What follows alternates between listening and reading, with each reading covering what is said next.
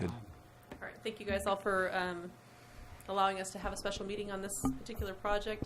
We received in your packet some information and a cover memo about what we wanted to visit about today, and that is that we have a gate that's broken between ditches 2 and 3 at the wastewater treatment plant. Came about as a result of the progression of the work that's happening in the Phase 1 renovation. We went to twist the dial to turn the gate up so we can move water from ditch 2 to ditch 3, and the gate, instead of sliding up on its tracks, actually pulled away from the wall. Not repairable, it's in pieces. I believe Tim shared with us it's at the landfill now, so it's gone, it's disintegrated. So we know that we need to replace that gate.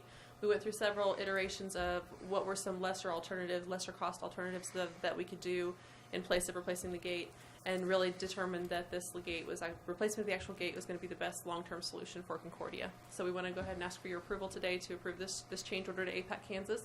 The amount of replacing the gate for labor and materials total will be $14,385.14 and can be paid for out of the wastewater treatment fund. Happy to answer any questions, and we've got backup with Tim and Jeremy here to be able to answer questions that I can't answer.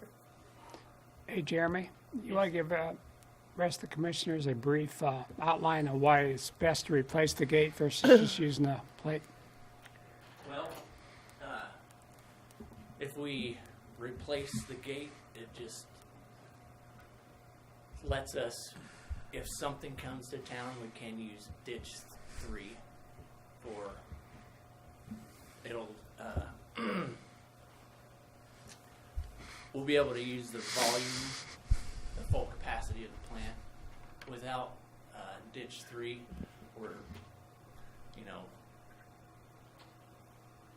it's just,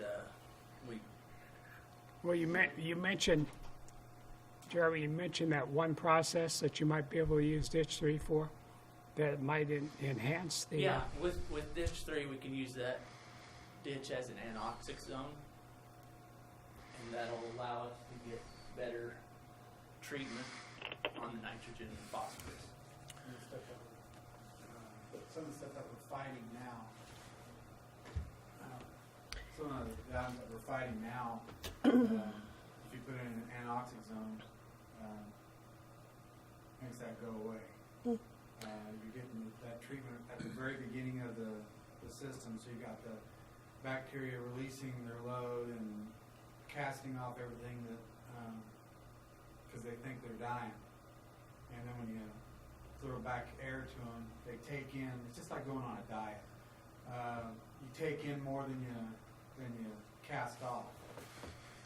So you're kind of tricking the bacteria into taking up more phosphorus. Phosphorus is one of the things that cause the blue-green algae in the lakes, which the EPA wants you to take out as much of that as possible. If you, excuse me, by having the gate between 2 and 3, if something happens to the gate between 1 and 2, you could theoretically, how would you fix number 2? Would you let it go to number 3 and then A new station alert has arrived. be able to then repair? How do you repair the gate between 1 and 2 if something happens there? You'd have to, well, assuming that it wouldn't close, Mm-hmm. and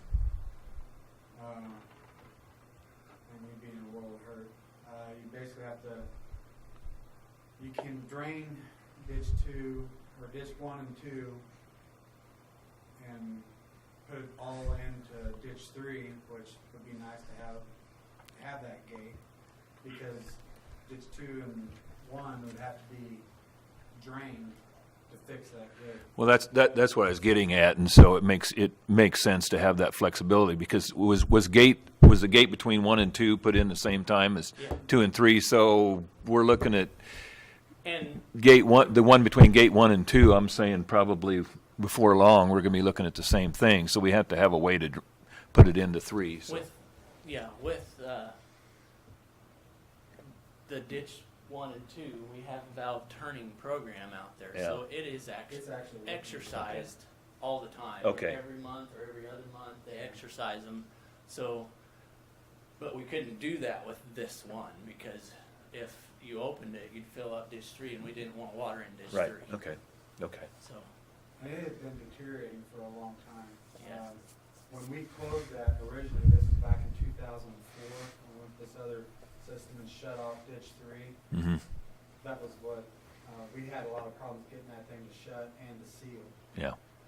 It actually didn't seal real good, but the stuff, fibrous things that's in the water went around where it wasn't Self-sealing. sealing and sealed it up. Yeah.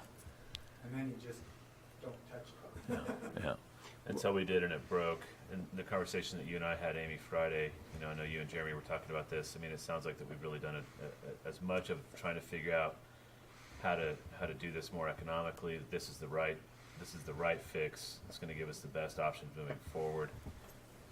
I would make a motion to approve the change order for APAC Kansas in the amount of $14,385.14 for the replacement of the gate on ditch 3. I would. Motion by Chuck. Do I have a second? I second. Further discussion?